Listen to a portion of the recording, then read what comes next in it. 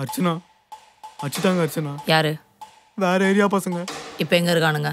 இப்போ நம்ம ஏரியால தான் இருக்கானுங்க.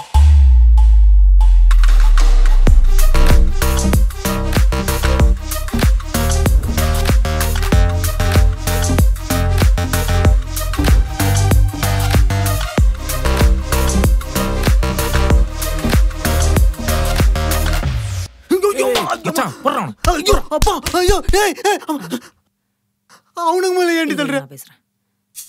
நாடா ஏரியா விட்டு ஏரியா வந்து ஏன் தம்பி மேல கை வைக்கிறீங்க? நான் மேட்ரு. எங்க ஏரியாவுக்கு வந்து எங்க ஏரியா பொண்ணை உசார் பண்ணா நாங்க என்ன பண்றது?